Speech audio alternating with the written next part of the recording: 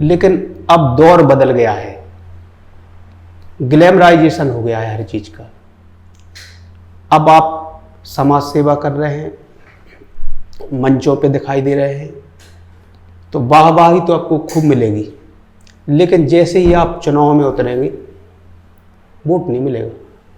Vote कैसे मिलेगा? आपके पास लंबी गाड़ियों का काफिला हो, शराब का बंटवारा करें, आप पैसा बांटें। यानी ये है कि समाज सेवा पब्लिक 4.5 साल तो याद रखती है, लेकिन जब चुनाव आते हैं तो आखिरी 6 महीने में समाज सेवा कोई नहीं देखता। तो हमने एक मन बनाया है कि मध्य प्रदेश में हम दोबारा से चुनाव में उतरेंगे, क्योंकि जब तक जीवन है तब तक नेता चुनाव से दूरी तो नहीं कर सकता है, चुनाव लड़ेगा वो। इस बार आपके यहाँ गर्मी क्यों महसूस हो रही है हमें? मतलब पहले तो आपके पास सभी प्रकार की सुविधाएं और सब उपलब्ध था, इस बार ऐसा क्या है? मतलब क्या बदल गया आपके विधायक, और क्या आपने तपस्या का रास्ता अपना लिया? नहीं, हम असल में ये महसूस करने का प्रयास कर रहे हैं कि हमारे देश का जो गरीब वर्ग है, गरीब तबका है, वो कैसे जीवन गुजारता है, किन कठिनाइयों से वो गुजरता है। तो चुनाव एक अलग विषय है, वो कैसे लड़ना है वो अलग बात है, लेकिन ये निजी अनुभव मैं करना चाहता हूँ कि हमारे देश का आम आदमी कैसे जीता है। हर व्यक्ति गर्मी कैसे, गर्मी होती क्या है? हर व्यक्ति के पास एसी उपलब्ध नहीं है, वो इलीट वर्ग का अलग बात है, उनके पास पैसा है, लेकिन आम आदमी कैसे जीता है, तो ये हम अनुभव करना चाहते हैं, इसलिए हमने यहाँ से एसी हटवा दी है सब कुछ। तो मुझे लगता है आपने अपनी उम्र में पहली बार गर्मी का एहसास हो रहा होगा आपको। बिल्कुल। आपने वो जो पहले चुनाव हारने के बाद इंटरव्यू लिया था, ये अंदर की बातें हैं, वो बगिया में हम खुरपी से गोड़ रहे थे, जी, सेवा कर रहे मिले थे आपसे, वो तो देखो ड्रामेबाजी थी। वो हमारी योजना थी कि बेतवा का रूट चेंज करेंगे, यमुना आगरा के ताजमहल से निकलवाएंगे, तो लोगों की समझ में आने लगा है कि यह है असली विजन। बहुत बड़ा देश है, इस देश की आबादी इतनी है, अगर 100 लोग आपसे कट गए, मान लो 1000 लोग कट गए, तो 4000 मूर्ख आपसे और जुड़ जाएंगे। वो तो जुड़ने वाले हैं, जिंदाबाद मुर्दाबाद करने वालों की संख्या हमने किसी भी रैली में कम नहीं देखी। हर रैली में जिंदाबाद मुर्दाबाद वालों की संख्या कभी नहीं घटती है, वो पैदा होते रहते हैं। तो नमस्कार साथियों, मैं कुलदीप त्रिपाठी एक बार फिर आपका स्वागत करता हूं नो पॉलिटिक्स के इस मंच पर। पिछले कुछ समय में अपनी अनुपस्थिति के लिए मैं माफ़ी चाहूँगा। मैं अपनी विदेश यात्रा के चलते देश के बाहर था, पर अब देश चुनावी मौसम के रंग में फिर से सराबोर होने वाला है। और इसी बीच जब हमें ये लगा कि इन 5 राज्यों में जो विधानसभा चुनाव होने हैं, तो हम शुरुआत कहाँ से करें, तो हमें हमारे जो पुराने साथी थे जिन्होंने कई चुनाव लड़े, जो दशकों से राजनीति में थे, तो हमें बस सबसे पहला नाम उन्हीं का याद आया। तो हमें लगा हमें हमारे विधायक जी के पास दोबारा जाना चाहिए और वहीं से हमें अपनी इस चुनावी यात्रा का श्री गणेश करना चाहिए। तो साथियों, एक बार फिर से आपके साथ हमारे आपके सबके प्रिय विधायक जी एक बार फिर आपके साथ हैं। विधायक जी, मैं आपका स्वागत करता हूं एक बार फिर से नो पॉलिटिक्स के इस मंच पर। कैसे हैं आप? पहले तो कुलदीप जी, आपका बहुत बहुत स्वागत है और मैं आपका आभार व्यक्त करना चाहता हूं, क्योंकि जब आप विदेश यात्रा पर चले गए थे, तो जैसे किसी व्यक्ति का दाहिना अंग टूटने पर वो कमज़ोर नहीं हो जाता है, इसी तरीके से कुछ हम कमज़ोर हो गए थे, क्योंकि आप मीडिया के स्तंभ थे हमारे, और आपने हर चुनाव में हमारा सहयोग किया, एक हवा बनाने का प्रयास किया। वो एक अलग विषय है कि लगातार 2-2 चुनाव हारते रहे, तो इसलिए हमें बड़ी खुशी है कि आप विदेश से वापस आ गए हैं और अब आप हमारा फिर से सहयोग करेंगे, ऐसे उम्मीद करते हैं आपसे। जी, आपका बहुत बहुत शुक्रिया, आप हमारे बारे में इतना सोचते हैं विधायक जी। और यकीन मानिए हम लोग भी बस आपके बारे में सोचते रहते हैं, पर हमें बड़ी निराशा हुई जब आप लगातार चुनाव हारे। तो इस बार हमने सोचा कि आपसे ही शुरुआत करें। हो सकता है आपकी कोई अभी राजनीतिक महत्वाकांक्षा बची है या नहीं बची है, उस बारे में बात करें आपसे। और हवा इस बार किस तरफ है, क्योंकि 2019 के बाद आपको किसी मंच पर नहीं देखा गया, आपने किसी सामाजिक कार्यक्रम में हिस्सा नहीं लिया, आप एकदम चुप्पी सी साध गए, ऐसा क्यों? देखो, आपने जो महत्वाकांक्षाओं की बात करी है, तो महत्वाकांक्षाएं तो मानव जीवन में समाप्त हो जाएं असंभव सा है, और राजनीतिक जीवन में तो बिल्कुल भी असंभव है। मैंने अपने दौर में ऐसे भी विधायकों सांसदों को देखा है कि जो अशक्त हो गए बिल्कुल, और ये समझ लो कि खाट पर लिटाकर उन्हें मंच पे लाया जाता था। तो राजनीति में महत्वाकांक्षाओं का तो अंत होना असंभव है।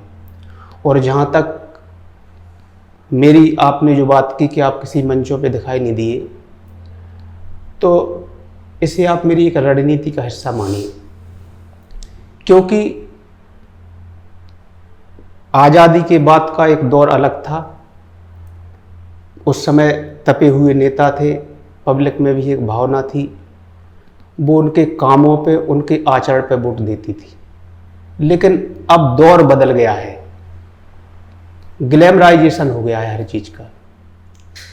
अब आप समाज सेवा कर रहे हैं, मंचों पे दिखाई दे रहे हैं, तो वाहवाही तो आपको खूब मिलेगी, लेकिन जैसे ही आप चुनाव में उतरेंगे वोट नहीं मिलेगा। वोट कैसे मिलेगा? आपके पास लंबी गाड़ियों का काफिला हो, शराब का बंटवारा करें, आप पैसा बांटें, यानी ये है कि समाज सेवा पब्लिक 4.5 साल तो याद रखती है, लेकिन जब चुनाव आते हैं तो आखिरी 6 महीने में समाज सेवा कोई नहीं देखता। तो ये हमारी एक रणनीति का हिस्सा था। मंचों से भले ही हमने दूरी बनाए रखी, लेकिन चुनाव से दूरी नहीं बनाई है। चूंकि अभी 5 राज्यों में चुनाव आ रहे हैं, मध्य प्रदेश हमारा सीमावर्ती राज्य है, तो हमने एक मन बनाया है कि मध्य प्रदेश में हम दोबारा से चुनाव में उतरेंगे, क्योंकि जब तक जीवन है तब तक नेता चुनाव से दूरी तो नहीं कर सकता है, चुनाव लड़ेगा वो।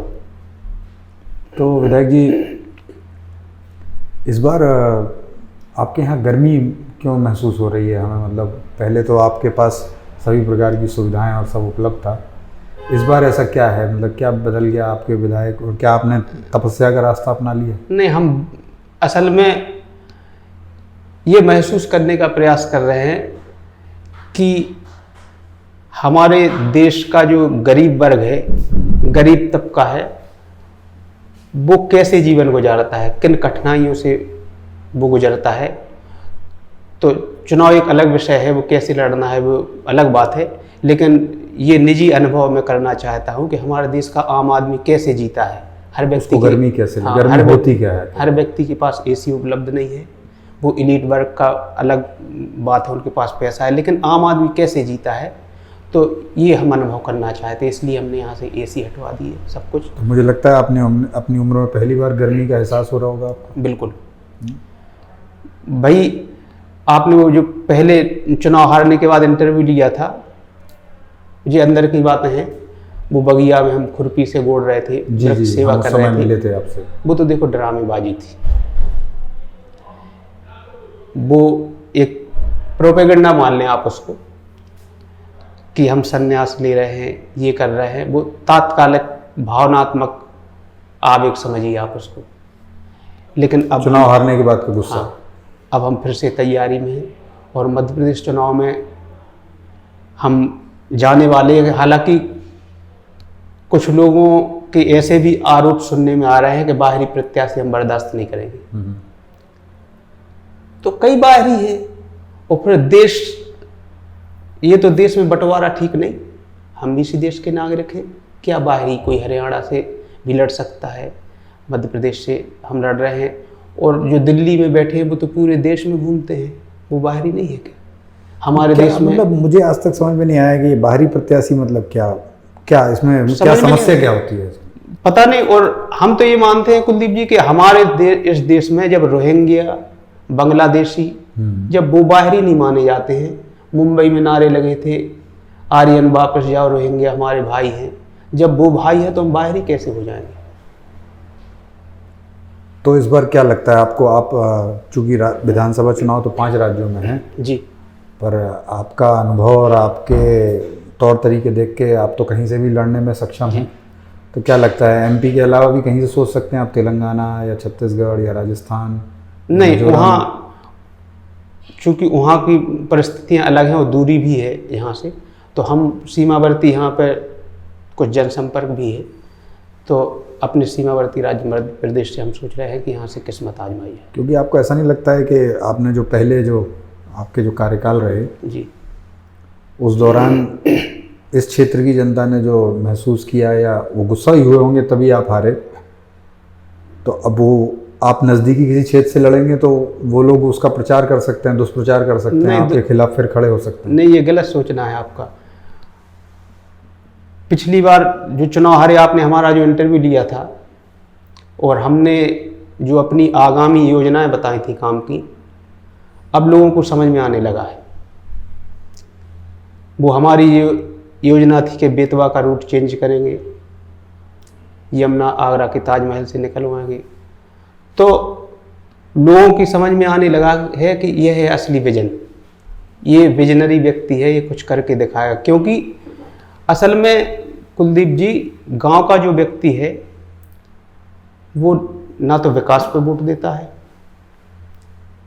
ना व्यवहार पे वोट देता है, उसका वोट जातिवाद पे पड़ता है, पैसे पे पड़ता है, दारू पे पड़ता है, और एक और विशेष बात, उसका वोट पड़ता है उसका हित हो ना हो, लेकिन बगल वाले का अहित, उसके मोहल्ले वाले का, उसके गांव वाले का अहित अगर हो जाए, कोई व्यक्ति उसका अहित कर दे तो वो उसका चहेता बन जाता। तो उन्होंने हमारी योजना सुनी कि हम बेतवा का रूट चेंज कराएंगे, तो सीमावर्ती राज्य जो हैं उन्हें एक उम्मीद बंधी है कि हो सकता हम नहर इधर से उधर नहर का रूट कर दें, तो जो उसके बगल वाले के खेत में पानी जाता था वो भले ही इनको मिले ना मिले, लेकिन बगल वाले का बंद हो जाए, उसका बंद हो जाए। हाँ, उसकी जो जैसे उसके खेत में पैदावार अगर 100 क्विंटल पिसी हो रही है तो अगर 20 क्विंटल पे आ जाए तो व्यक्ति खुश हो जाता है।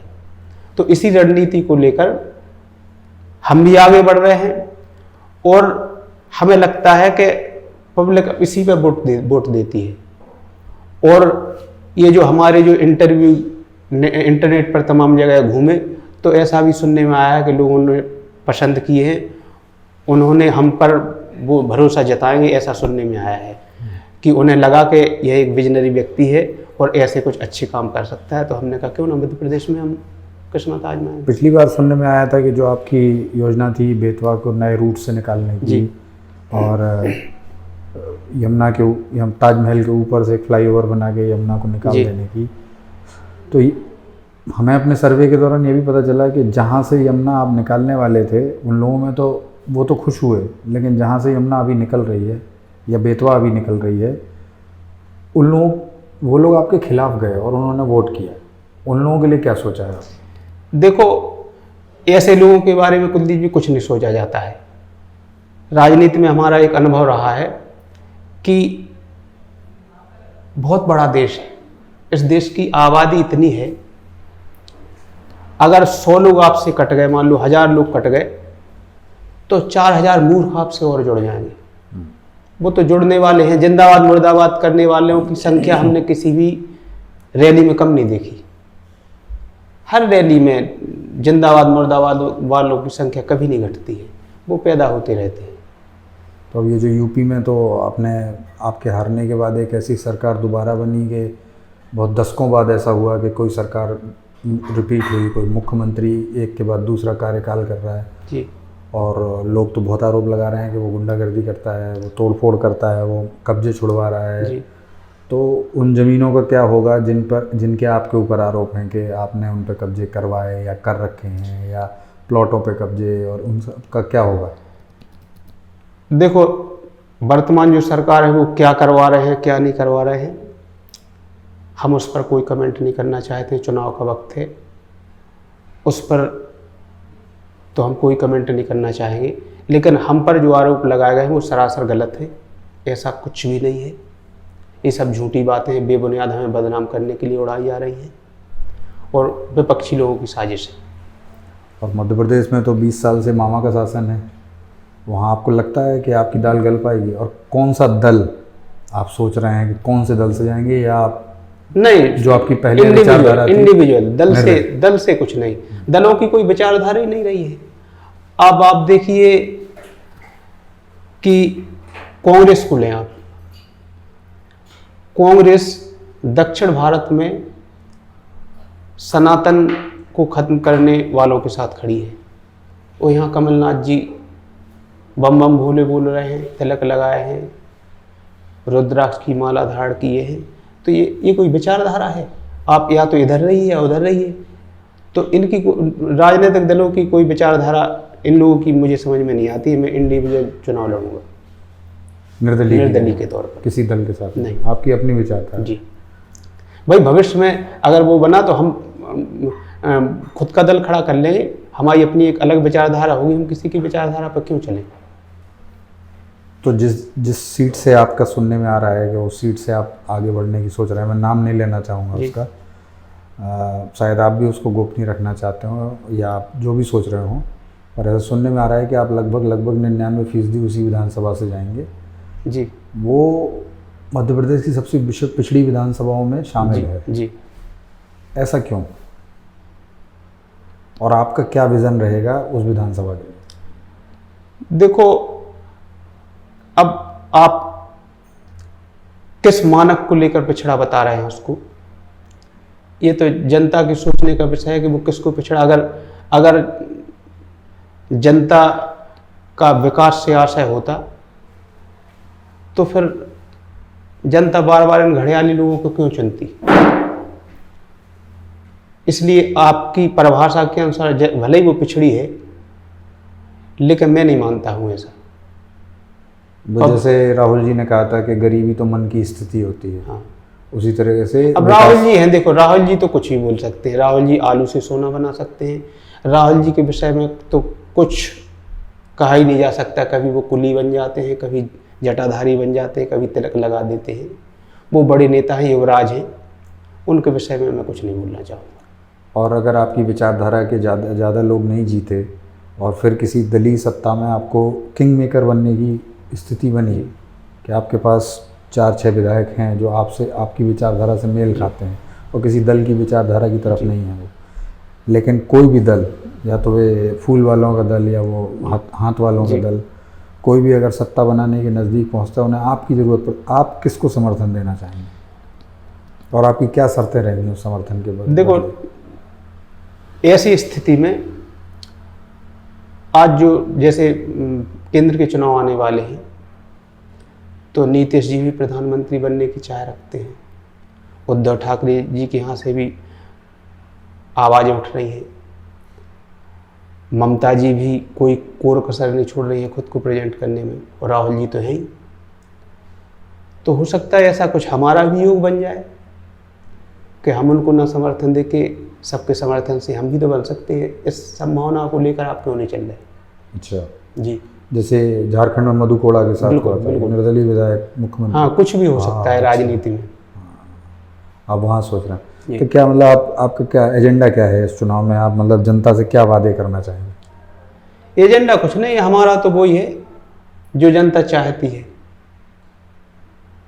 इसको उससे लड़ा दो, उसको इससे लड़ा दो। अगर आप घर में 2 भाइयों में लड़ाई करवा देते हैं तो एक तो आपका होगा, बगल वाले के खेत का नुकसान करवा दो, इस वाला आपसे खुश हो जाएगा।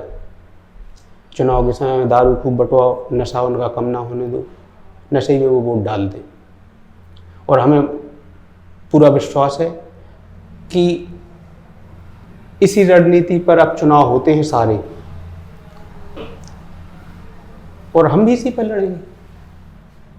तो वो जो दिल्ली वाले हैं जी, जिन्होंने दिल्ली पे शासन कर रहे हैं जी, और जिनकी एकदम चाहत है कि वो प्रधानमंत्री बने, तो उन्होंने एक शराब का बहुत विचित्र मॉडल दिल्ली में तैयार किया था, जहां वो मतलब एक पर एक बोतल फ्री दे रहे थे। आप एक खरीदो एक फ्री। जी। तो काफ़ी लोगों को पसंद भी आया और लोग आज भी उन्हें याद वही करते पसंद कर हैं रहे हैं हम लोग।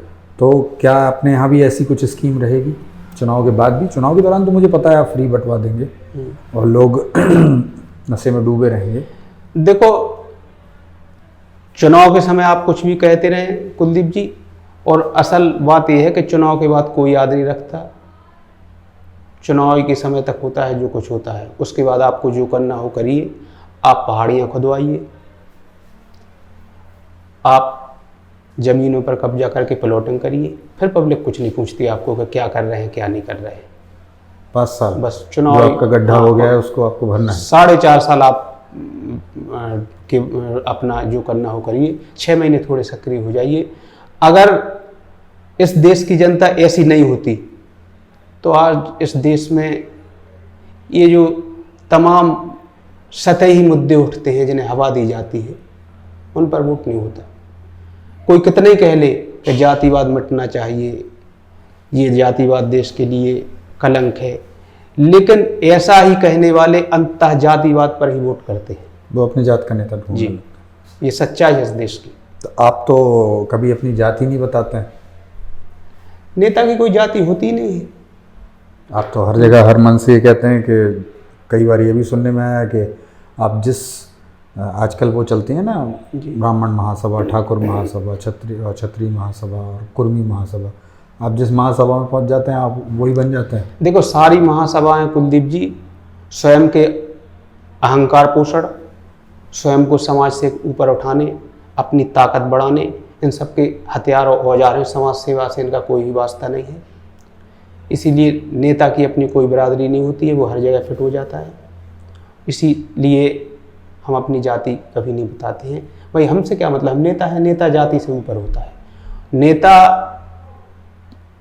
को जहाँ से वोट मिलता है नेता उसी में घुल मिल जाता है। नेता को किसी जाति से मतलब नहीं होता है। हाँ, वो जिस जाति के सम्मेलन में जाता है उसका बखान करता है, उनसे आप ऐसा समझिए उसको कि जैसे जंगल में एक बार चुनाव हुआ तो जंगल के जो चुनाव लड़ने वाले प्रत्याशी थे, वो जब चूहों के पास वोट मांगने गए तो चूहों से उन्होंने वादा किया कि अब चुनाव में चील नहीं होगी।